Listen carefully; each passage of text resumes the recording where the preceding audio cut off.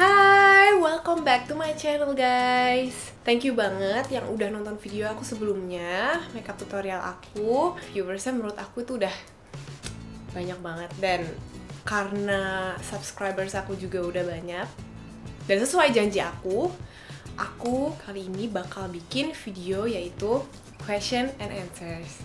Dan pertanyaan-pertanyaannya itu dari kalian semua. Di Instagram aku udah pilih 10 pertanyaan yang bagus banget untuk aku jawab. Oke, so kita mulai ya. Pertanyaan pertama dari @ofcnasya_first. Ini kebetulan fanbase aku. Pertanyaan dia adalah, apa sih suka duka selama 6 tahun bareng Nasya First? Sukanya tuh banyak banget karena Nasya First itu pada baik-baik semua. Terus pada dukung aku, sportif banget. Kita sering ngadain gathering, tapi ini kayaknya masih yang di Jakarta aja sih. Kalau untuk yang di luar kota, aku minta maaf banget karena aku belum sempet untuk nyamperin kalian. Dan dukanya apa ya? Ya dukanya itu karena aku belum bisa nyamperin kalian, jadi aku minta maaf banget. Pertanyaan kedua ada dari @nisa_nadia_. Pertanyaannya agak panjang nih. Sya, Anak Langit ini kan udah beratus-ratus episode, dan ini sinetron pertama kamu yang episodenya lebih dari 200. Pernah gak sih ngerasa bosen meranin karakter Milka? Ketemu sama cast dan kru Al yang itu-itu mulu, lokasi syutingnya yang itu-itu juga. Kan udah banyak tuh cast Al yang keluar dan milih ambil sinetron baru. Kenapa kamu masih betah di Al? Apa alasannya dan gimana cara kamu nanganin rasa bosan itu? Panjang ya pertanyaannya ya.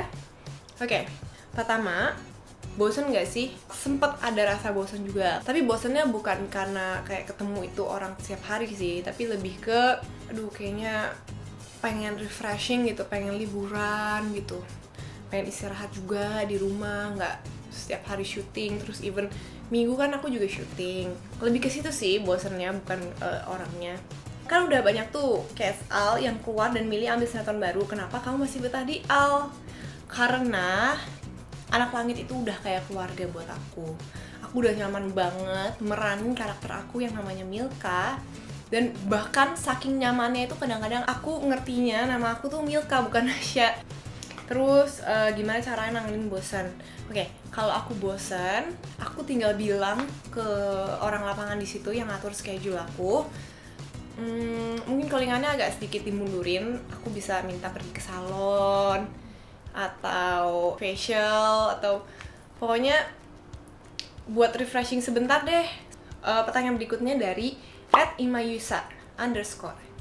Pilih ya kak, scene fighting or scene nangis? Oke, karena dulu aku tuh pemalu banget. Boro-boro acting nangis, acting biasa aja aku bener-bener takut.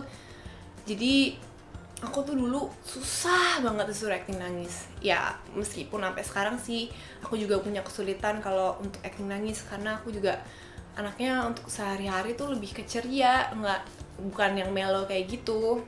Cuma sekarang ini kayaknya aku lebih suka nangis aja deh. Soalnya agak capek sih kalau misalkan aku abis nge-gym, syuting, terus di lokasi syuting aku harus scene fighting lagi, tuh capek banget, bener-bener capek. Next, ada pertanyaan dari PA_Madin_. I'm your fans from Malaysia. Just want to know about what is your favorite food when you come to Malaysia. Well, my favorite food from Malaysia is nasi kandar. Terus dia juga ada kayak kerupuknya, tipis banget kerupuknya, namanya kalau nggak salah papadam. Itu enak banget, kalian harus cobain.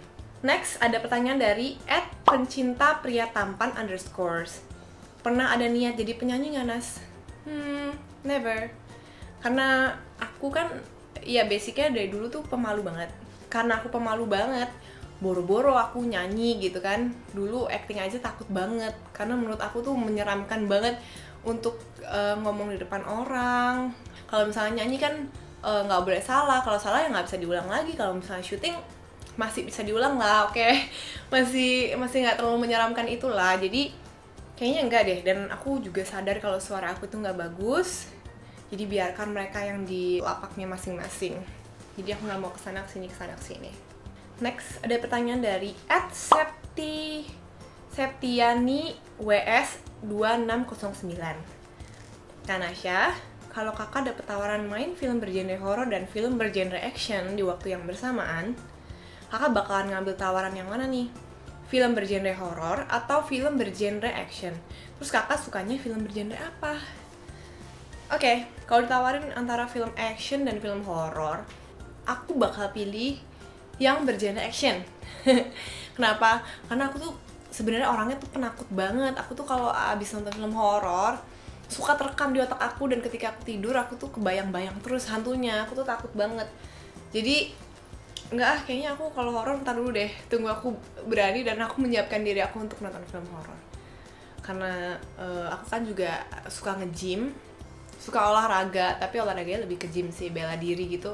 Aku juga dulu sempet boxing, mungkin aku lebih pilih action karena lebih berhubungan lah sama yang aku lakukan sekarang gitu. Ditanya kalau aku sukanya genre apa, aku suka semua genre sih. Genre film tuh aku suka, komedi aku suka. Cuman kalau misalkan untuk aku syuting layar lebar, nggak tahu, aku pengennya drama dulu sih. Next, ada pertanyaan dari @hanindiadita. Udah pacaran berapa lama sama Kak Steven? Terus awal ketemu gimana ceritanya sampai akhirnya pacaran? Oke, pacaran sama Steven itu udah mau 2 tahun. Awal ketemu gimana ceritanya sampai akhirnya pacaran? Sebenarnya awalnya aku dikenalin sama temen aku. Temen aku ini satu sekolah sama aku dari dulu di Don Bosco. Abis itu dia kenalin aku sama, dia bilang ada anak namanya Steven Tanadi. Terus aku kayaknya aku tuh sempet dengar yang namanya Steven Tanadi karena kan dulu juga satu sekolah. Oh, yang anak DB ya, yang dulu suka main basket bukan sih? Iya, mau nggak dikenalin gitu?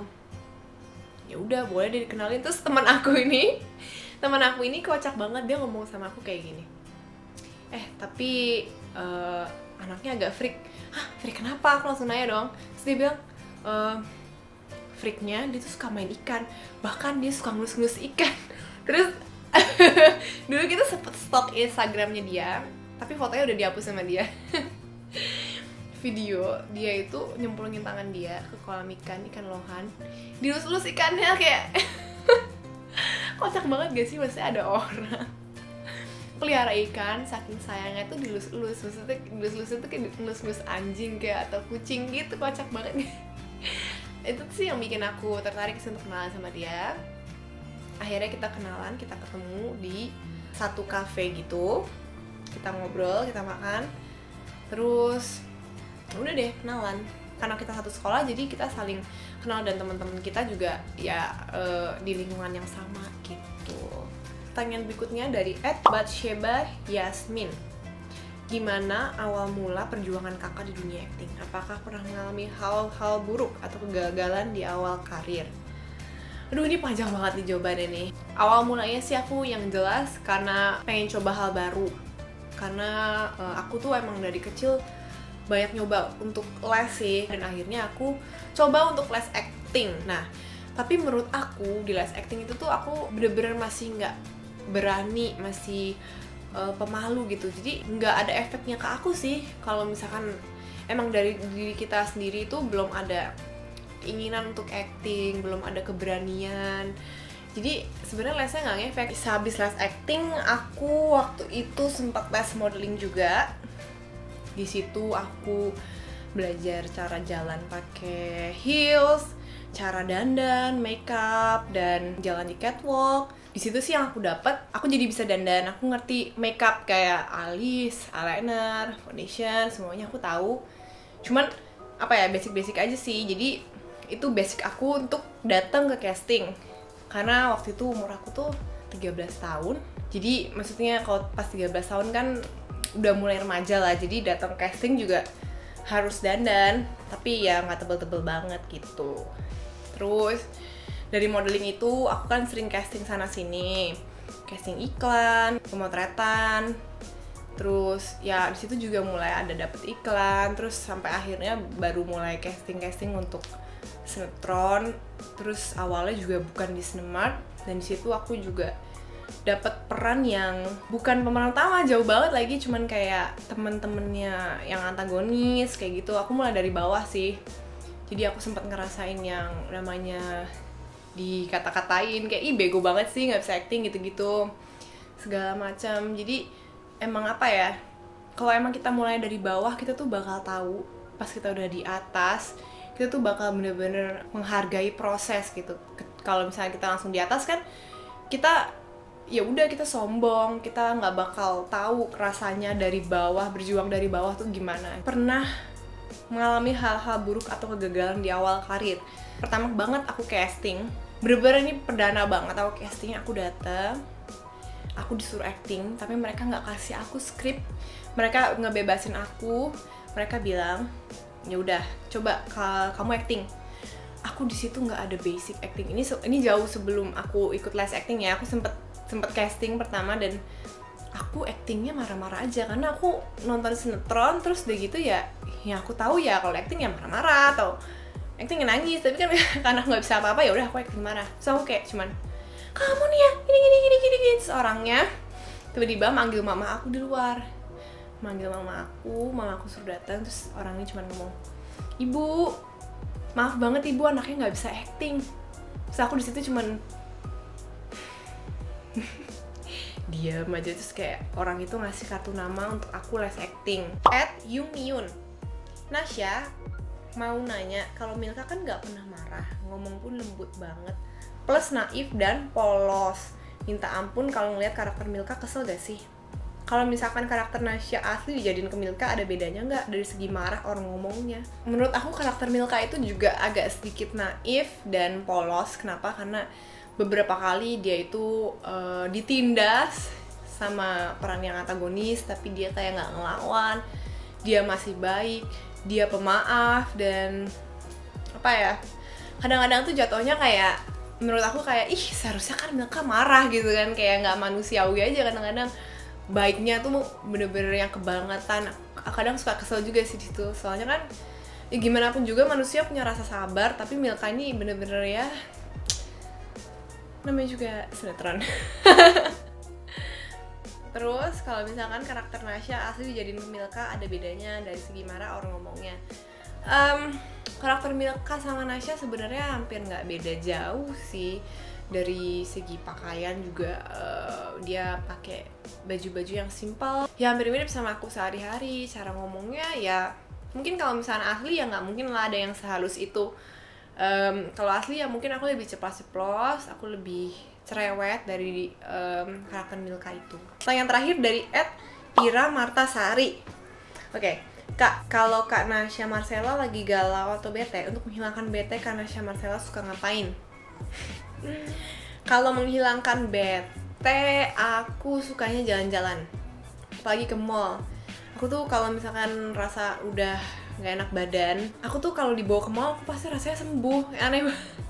Itu tuh hal teraneh sih, karena aku basicnya itu bukan anak rumahan. Aku suka banget pergi, bukan pergi malam loh ya, tapi maksudnya aku itu kalau di hari libur atau break, aku tuh pasti ketemu sama teman-teman atau ketemu sama pacar. Pokoknya aku sukanya pergi, dan aku suka banget jalan-jalan ke mall atau kemanapun deh. Pokoknya aku suka, karena aku orangnya termasuk yang easy going. Walaupun aku suka jalan juga, aku tetap pilih-pilih temen gitu ya, supaya aku nggak salah bergaul, seperti itu sih.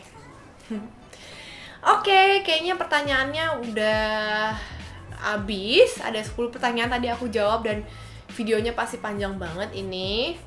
Aku seneng banget karena kalian semua banyak kasih pertanyaan ke aku. Maaf banget karena pertanyaannya masih ada yang belum dijawab. Mungkin nextnya nanti aku bakal bikin Q&A lagi. Cuman aku harap pertanyaannya bisa lebih apa ya, kreatif lagi, lebih seru lagi, supaya videonya juga bakal lebih seru daripada ini gitu. Semoga kalian suka sama video aku ini, dan jangan lupa nonton video-video aku sebelumnya dan selanjutnya. Jangan lupa like, subscribe, dan komen di bawah ini pendapat kalian tentang video ini. Dan mudah-mudahan di video berikutnya bisa lebih bagus lagi. Oke? Bye-bye! See you on next video!